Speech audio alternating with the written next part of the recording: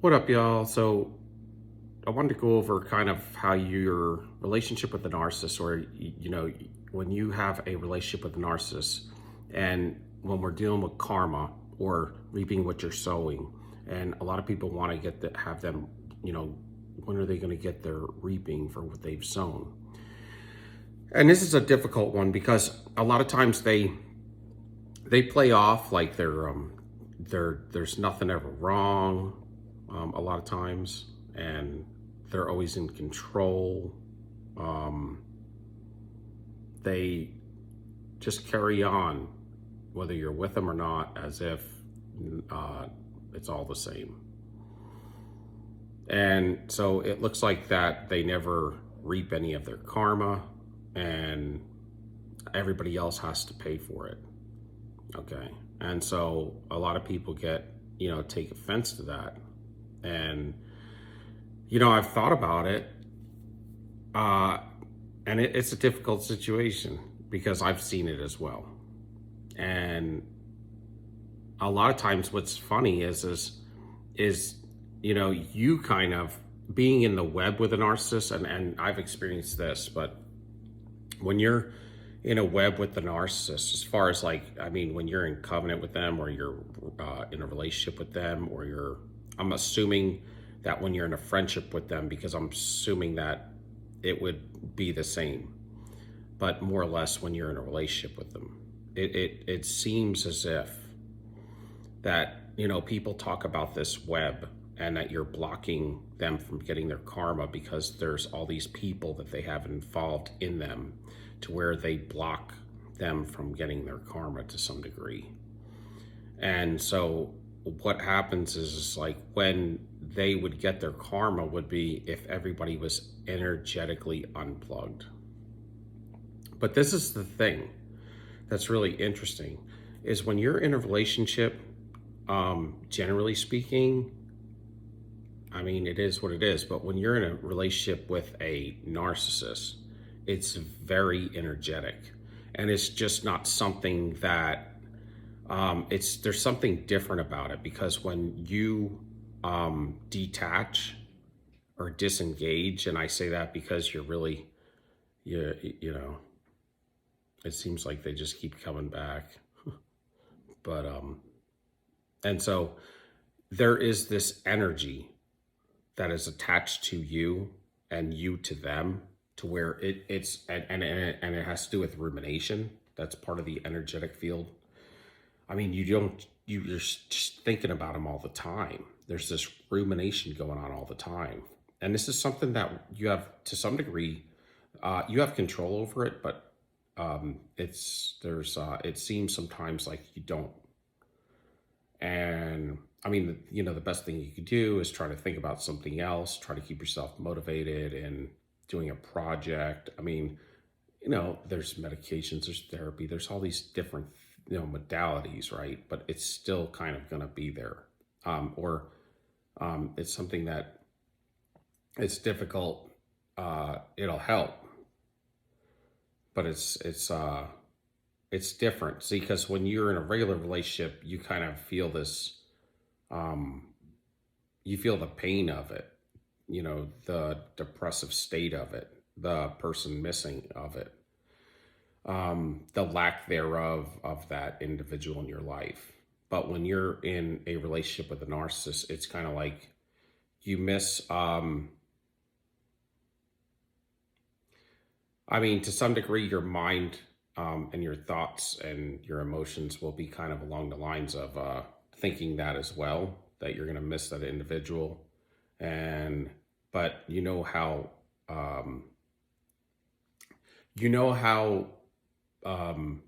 they operate, and it's very reckless. So you're thinking, oh my God, what are they doing? They're not with you, so they got to be doing some trouble.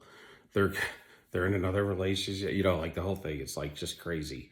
And it's hard to explain to somebody who's never been in a relationship with a narcissist, but there's also the depression. You miss the person, and then you have on top of that the destructive behaviors that they have. So then you're also thinking about, what could they possibly be doing right now? You know what I mean? It's got to be bad, right? But that's the thing. You don't want to be with an individual that if, if you disengage from them, like these are the thoughts that would come to mind because it shows you already that it's not healthy, you know? And so, with that though, there is an energetic, um, there's an energy to it that just won't let go of you, that you're still plugged in. It's not just like you get, depression, you might have regret. We're talking about us, not them. We might have depression, we might have regret. We might miss the person. A lot of times your mind tries to think of the best thoughts, the best things from the relationship, not the worst things, not the abusive stuff, but, the stuff when, the good, well, the few good things. And, when they leave you, it's sudden. And, you kind of feel like you've been thrown out with the trash, you know what I'm saying? That's kind of how they want you to be left so that you will continue to yearn for them. But energetically, it takes a long time for that wave of electricity to unplug. You can't just unplug from a narcissist. They can unplug from you because they never connected to you, but you connected to them. And you had a lot of your emotional field was heavy with them, was real heavy. Because when it's a volatile relationship, up and down like that, and your hormones are involved as well, your endocrine system and everything, like they say, your serotonin, your dopamine, your cortisol,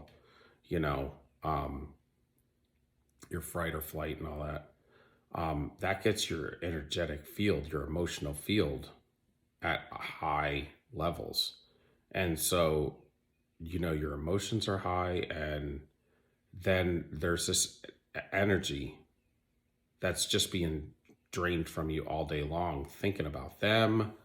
What are they doing? And then you have the cognitive dissonance with the, they say this, they do this, they're good, they're bad, they're, just, they're hot, they're cold, they lie, they tell the truth. I mean, it's like, what? And so it takes a long time, but I'm getting at, I guess, that the energy that's involved here, I think, is what tells you that it's spiritual. That negative is always going to pull negative energy. And for negative energy to be pulling like that, it has to be soulless. I mean, it's got to be something demonic in nature. And even with all of the bad things that they've done to you, horrible things, you're still drawn to them and attracted to them. That's weird. It's not supposed to be like that. And that's, these are ways that you should know that it's demonic in nature. But their karma, or they're reaping what they're sowing, there's speculation of different things. I mean, they when you completely detach from them, you also have to detach energetically, and that takes a while. It doesn't just turn off. Going no contact for 6 straight months is a great start to energetically discharging from them, unplugging from them. For them to get their karma, full brunt of it, what they mean is like, you're still, when they leave you, you're still, if they're here and say they're a spider, for instance, and they made this big web, okay, and you're here in it, and then they have 2 or 3 other lovers in there or whatever. When something comes to attack them, like when they get their karma, it goes like this, and it hits all of you. So instead of like her getting it. It's like everybody gets it a little bit. And I think that to some degree it would have to be that way, because if they were to get all their karma, it would probably kill them. But they also have flying monkeys and, family and all this that are involved with them. Anybody that's probably, doing things for them, involved in what they would consider, like how they say we're like objects. Anybody that's an object to them that they can use to their benefit would probably be considered in their web. That's why if you're an object in their web, you want to get out of it, because you're going to be reaping what they're sowing. And it may not even hit them. I don't know, because they're already, if you're already as in bad a shape as they are, as far as spiritually, it may not hit them, because they've already been hit with the worst hit they can get. Complete deception, a complete undertaking of them. And to the point to where they're just like a reckless mess. But where they're reaping what they're sowing may not even be till their end of life. See, the thing is they don't really connect with a value of love. And so if they don't connect with the value of love,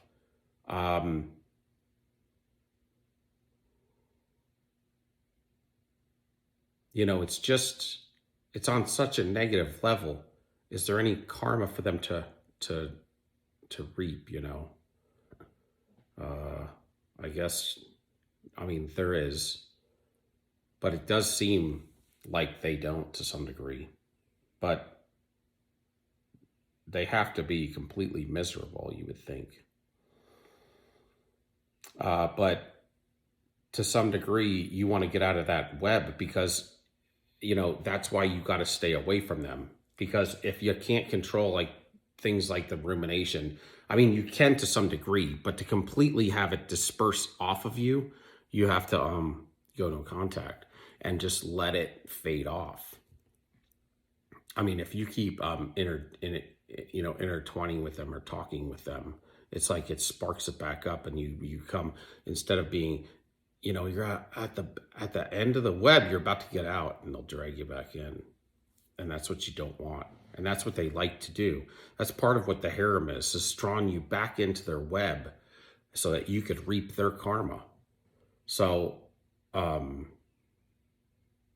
that's something to keep in mind, because the karma from the narcissist is real. And, like I said, especially when you've awoke to it, and some people have, still dealt with a narcissist, you'll know it like, right away. It won't take 2 days. And so you want to get out of that web. And then any other future relationships or friendships that you have, you really want to vet them, because it really does affect everything around you on a karmic level, or reaping what you're sowing level. All right. So that's all for today. Sold you out. Stand up, stand tall. Peace, we out.